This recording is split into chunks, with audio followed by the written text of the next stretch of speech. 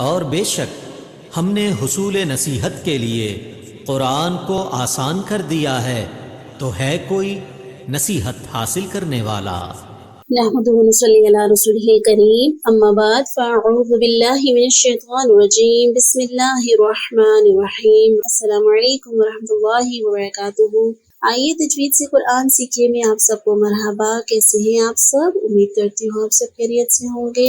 اللہ تعالیٰ سے دعا گو ہوں کہ اللہ تعالیٰ آپ سب کو صحت اور عافیت کی بہترین حالت میں رکھیں، آپ کی طرف بڑھنے والے ہر شر کو خیر میں بدل دیں، اور اللہ تعالیٰ ہماری ذات کے شر سے محفوظ فرمائے سب کو، آمین یا رب العالمین۔ تو ساتھیوں، لیسن کے آغاز سے پہلے ہم دیکھتے ہیں کہ اگر ہم قرآن کے فضائل کے حوالے سے دیکھیں تو پتہ چلتا ہے ہمیں روزانہ 10 آیات تلاوت کرنے والا اللہ تعالیٰ کے ہاں غافلوں میں شمار نہیں ہوتا۔ روزانہ 100 آیات تلاوت کرنے والا فرمانبرداروں میں شمار ہوتا ہے۔ روزانہ 1000 آیات تلاوت کرنے والا اللہ تعالیٰ کے ہاں اجر و ثواب کا خزانہ پانے والوں میں شمار ہوتا ہے۔ سبحان اللہ سبحان اللہ۔ اب یہ دلیل ہمیں کہاں سے پتہ چلتی ہے؟ صحیح روایت ملتی ہے۔ حضرت عبداللہ بن عمر بن عاص رضی اللہ تعالیٰ عنہ کہتے ہیں کہ حضرت محمد صلی اللہ علیہ وآلہ وسلم نے فرمایا کہ جس نے روزانہ 10 آیات کا اہتمام کیا وہ غافلوں میں سے نہیں لکھا جائے گا۔ جس نے روزانہ 100 آیات پڑھنے کا اہتمام کیا اسے فرمانبرداروں میں لکھا جائے گا، اور جس نے روزانہ 1000 آیات پڑھنے کا اہتمام کیا تو اس کا نام خزانہ پانے والوں میں لکھا جائے گا۔ اسے ابو داؤد نے روایت کیا ہے۔ تو ساتھی اب یہ دیکھیں کہ قرآن پاک پڑھنے کا کتنا زیادہ ثواب بتایا گیا ہے، اور اگر ہم قرآن پاک کو نہ صرف پڑھیں گے بلکہ سمجھیں گے اور اس کو اپنی زندگیوں میں شامل کریں گے تو ہمیں اس سے کہیں زیادہ ہماری زندگی کے اندر ہمیں راحت اور سکون محسوس ہوگا، کیونکہ قرآن پاک پڑھنے سے ہی ہمیں پتہ چلتا ہے کہ اللہ کے حقوق کیا ہیں اور بندوں کے حقوق کیا ہے۔ اور سب کو ہمیں یاد رکھنا چاہیے کہ اللہ تعالیٰ کے حقوق اللہ تعالیٰ چاہیں تو معاف کر سکتے ہیں، اللہ علی کل شیء قدیر، لیکن بندوں کے حقوق ایسے ہیں کہ جب تک بندے معاف نہیں کریں گے اللہ تعالیٰ بھی معاف نہیں فرمائیں گے۔ اللہ تعالیٰ ہمیں قرآن پاک میں قرآن سے بھرپور فائدہ اٹھانے کی توفیق عطا فرمائے، پڑھنے کی، سمجھنے کی اور عمل کرنے کی توفیق عطا فرمائے، آمین یا رب العالمین۔ تو چلتے ہیں آج کے لیسن کی طرف۔ سورۃ البقرہ، آج ہم پڑھنے جا رہے ہیں سورۃ البقرہ، پہلا پارہ، آیت نمبر 70، نکال لیجیے۔ اعوذ باللہ من الشیطان الرجیم، بسم اللہ الرحمن الرحیم۔ قالوا ادع لنا، قاف کو پر، قالوا ادع لنا، لام کو دال کے ساتھ ملائیں گے اور دال ساکن ہے، دال ساکن ہو تو کیا کرتے ہیں؟ کلکلا کرتے ہیں۔ قاف، طا، با، جیم، دال، جب یہ حروف ساکن ہوں تو کلکلا ہوتا ہے، ڈبل آواز ملا کر پڑھا جاتا ہے۔ قالوا ادع لنا ربک، ربک، را کو پر، با کے اوپر شد ہے، شدت سے پڑھیں گے۔ ربک یبین لنا، یبین لنا ما ہی، ما ہی، ان البقر، ان البقر، ان گنہ کریں گے، قاف کو پر پڑھیں گے، را کو پر پڑھیں گے۔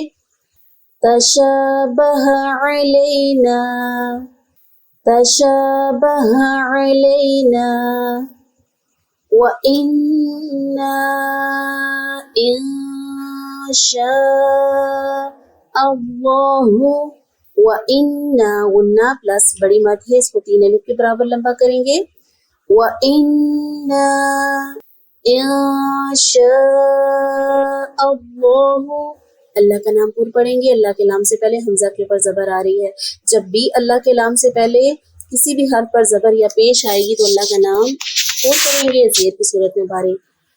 لمہتدون، لمہتدون۔ تو ساتھیوں ہم پڑھ رہے ہیں مد اصلی کی تختی، حروف مدہ کی تختی۔ تو اس آیت کے اندر اگر ہم اس کی تطبیق کریں، دیکھیں کہ کہاں کہاں حروف مدہ آ رہا ہے تو نشان لگائیں گے۔ تو قالوا ادع لنا، نون زبر الف نا، الف مدہ، الف سے پہلے نون کے پر زبر، سب فنگر رکھیے۔ ربک یبجل لنا، دیکھیں الف سے پہلے نون کے اوپر زبر، الف مدہ، ما میم زبر الف ما، یہاں پہ الف سے پہلے میم کے اوپر زبر، الف مدہ ہی او، ان البقرہ اور تشابہ علینا الف مدہ، یہاں پہ بھی الف سے پہلے نون کے اوپر زبر، آگے انشاء اللہ لمہتدون، دون پہ جا کے دال پیش واو دو، واو مدہ آ رہی ہے، واو مدہ واو ساکن ہے، اور واو ساکن سے پہلے والی حرکت کو فوراً دیکھنا ہے، زبر ہے زیر ہے یا پیش ہے، پیش ہے تو وہاں پہ حروف مدہ یعنی کہ ایک الف کے برابر اس کو لمبا کریں گے، ٹھیک ہے۔ ایک دفعہ پھر اس آیت کو دیکھ لیتے ہیں، بسم اللہ الرحمن الرحیم، قالوا ادع لنا ربك يبين لنا ما هي إن البقرة تشابه علينا وإنا إن شاء الله لمهتدون۔ تو ساتھیو یہ ہے آج کا لیسن، اور اب ہم پڑھیں گے قرآنی قاعدہ، اور قرآنی قاعدے میں ہم مشق کر رہے تھے حروف مدہ کی، آج ہمارا اس کا لاسٹ لیسن ہے انشاءاللہ۔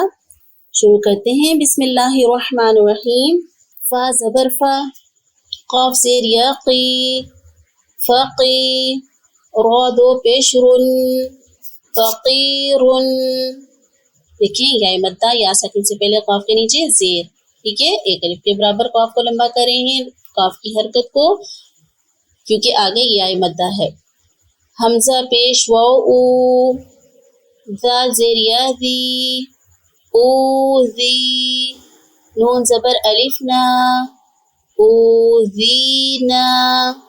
اب یہاں دیکھیں تینوں ساتھ آ رہے ہیں، تینوں حروف مدہ، واو ساکین، یا ساکین، الف مدہ، تینوں ساتھ ساتھ آ رہے ہیں، او ذینا، ہر ایک کو اس کا حق دینا ہے، کسی کو بھی کم نہیں کرنا، ایک الف کے برابر، ایک الف کے برابر 3 بار انگلی کھڑی کریں گے بند مٹھی کر کے، ٹھیک ہے۔